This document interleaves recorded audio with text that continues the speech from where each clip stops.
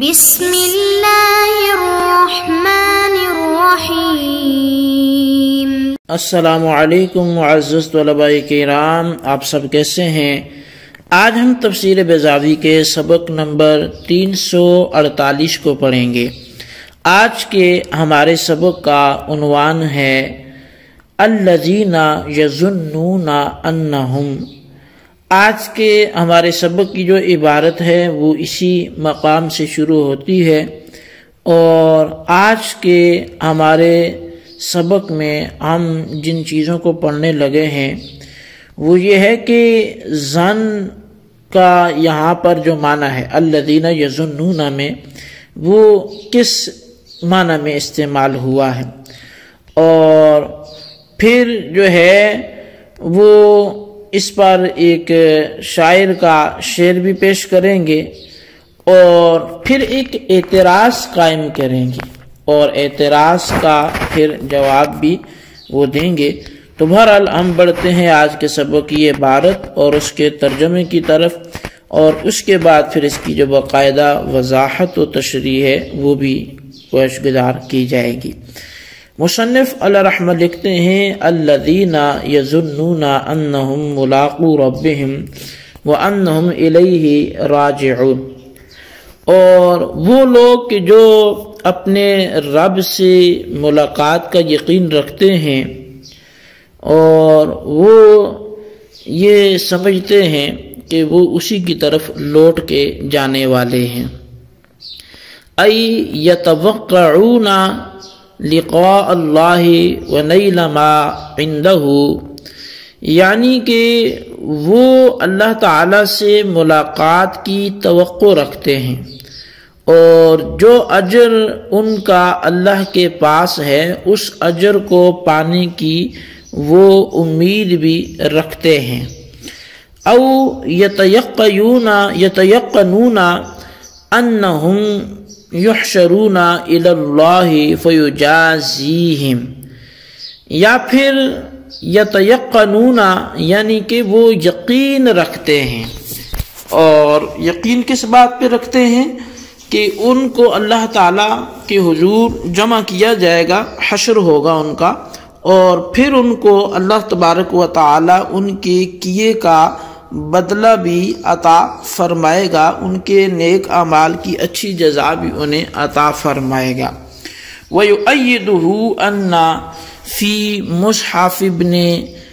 مسعود يَعْلَمُونَ، اور اس معنی کی تائید اس بات سے بھی ہوتی ہے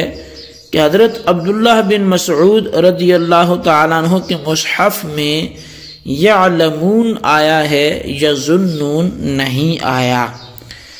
وَكَأَنَّ الظَّنَّ لَمَّا شَابَهَ الْعِلْمَ فِي الرُّجْحَانِ أَطْلَقَ عَلَيْهِ لِتَضَمَّنَ مَعْنَى التَّوَقُّعِ، تو فرمایا کہ ظن اعتقاد یہ راجع ہونے میں چونکہ یقین سے مشابہ ہے،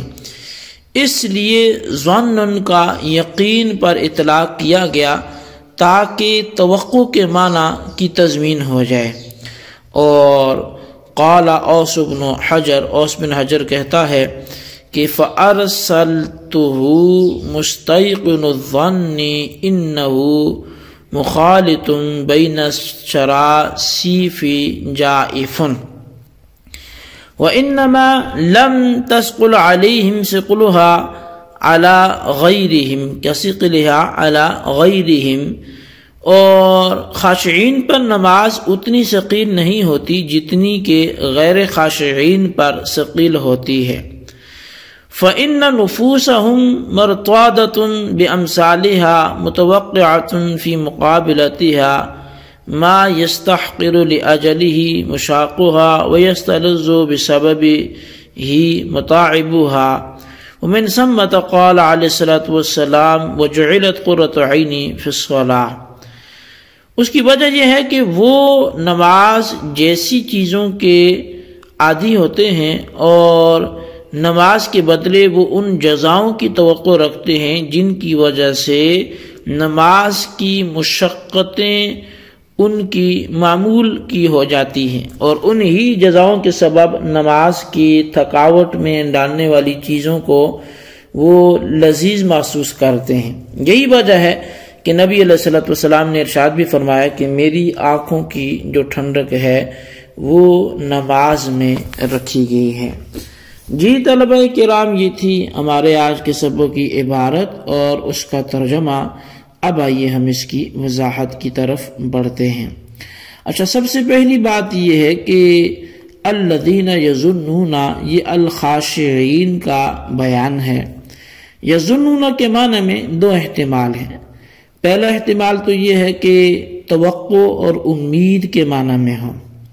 اور دوسرا احتمال یہ ہے کہ یہ یظنون جو ہے یہ یقین اور علم کے معنی میں ہو، لیکن یقین اور علم کے معنی میں ہوتے ہوئے بھی توقع کے معنی پر مشتمل تو ہوگا، یعنی توقع کے معنی کی تضمین اس میں ہر صورت میں ہوگی۔ اگر توقع کے معنی میں ہے تو پھر مفہوم یہ ہوگا کہ خاشعین وہ ہیں جو اللہ تعالیٰ کی لقاء کی توقع رکھتے ہیں، اللہ تعالیٰ سے ملاقات کی توقع رکھتے ہیں۔ اور جو شارحین بیضاوی ہیں انہوں نے، ان میں سے ایک شیخ زادہ ہیں، انہوں نے یہاں پر یہ کہا ہے کہ اللہ تعالیٰ کی لقاء سے مراد یہ ہے کہ اللہ تعالیٰ سے یہ توقع رکھتے ہیں کہ وہ ان کو کرامت اور اجر جزیل سے نوازے گا۔ لقاء رب کی یہ تشریح اس لیے ضروری ہے کہ توقع کے حقیقی معنی اس وقت صادق آئیں گے جب یہ تشریح کی جائے گی، کیونکہ توقع میں ایک پہلو جو ہے وہ تخلف کا بھی ہے، یعنی یہ بھی ممکن ہے کہ متوقع جو توقع رکھتا ہے وہ پوری نہ ہو۔ ظاہر ہے کہ لقاء بمعنی اللہ تعالیٰ کے حضور حاضری، تو یہ تو ایسی چیز نہیں ہے کہ جس میں کچھ بھی وہ تخلف کی گنجائش ہو۔ اس لیے قاضی صاحب نے لقاء اللہ کے بعد وہ نیل ما عندہ کا لفظ اضافہ کر دیا تاکہ واضح ہو جائے کہ توقع کے معنی کی صورت میں لقاء رب سے مراد کیا ہے۔ اور پھر یہاں پر یہ بھی کہا کہ وَأَنَّهُمْ إِلَيْهِ رَاجِعُونَ کا عامل اس صورت میں وہ مقدر ماننا ہوگا، کیونکہ رجوع الی الرب جو ہے یہ ایک گمانی اور خیالی یا احتمالی شے نہیں ہے، بلکہ یقینی چیز ہے، اور اسی کی وجہ سے یہاں پر اس کا جو عامل ہے وہ یتیقنون پوشیدہ ہوگا۔ اب پورا مفہوم یہ ہوگا کہ خاشعین وہ ہیں جو اللہ تعالیٰ سے ملاقات کی توقع رکھتے ہیں اور اس بات کا یقین رکھتے ہیں کہ ان کو اپنے رب کی طرف لوٹ کر جانا ہے۔ اچھا، دوسری صورت یہاں پر پھر یہ ہے کہ یظنون کو یتیقنون کے معنی میں ہی لیا جائے، یعنی توقع والا معنی نہ ہو بلکہ یقین اور علم والا معنی ہو۔ اس وقت لقاء رب سے مراد جو ہے وہ حشر اور رجوع الی الرب سے مراد جزائے اعمال ہوگی، یعنی ایک ملاقات ہے اور ایک رجوع ہے۔ تو ملاقات کا مطلب ہے کہ حشر ہو جانا، اور رجوع الی الرب سے مراد جو ہے وہ اعمال کی جزا مل جانا ہے۔ اب معنی یہ ہوں گے کہ وہ لوگ جو اس بات کا یقین رکھتے ہیں کہ ان کے رب کے پاس ان کا حشر ہوگا اور ان کے اعمال پر ان کو اللہ تبارک و تعالی جزا عطا فرمائے گا، کیونکہ حشر اور جزا یہ یقینی امور میں سے ہیں، اس لیے ان کا عامل ایسے فعل کو قرار دیا جائے جو یقینی ہے، تو لہٰذا وہ عامل جو ہے یتیقنون ہے۔ اور حضرت عبداللہ بن مسعود رضی اللہ تعالیٰ عنہ نے جس قرات کو نقل کیا تو وہ اس پر شاہد بھی ہے۔ اس قرات میں ہے جی یظنون کے بجائے وہ یعلمون پڑھتے تھے، اور علم بمعنی یقین کے ہوتا ہے، تو لہٰذا حضرت عبداللہ بن مسعود رضی اللہ تعالیٰ عنہ کی اس قرات سے، ان کے مصحف سے بھی اس کی تائید ہوتی ہے کہ یہاں جو یظنون ہے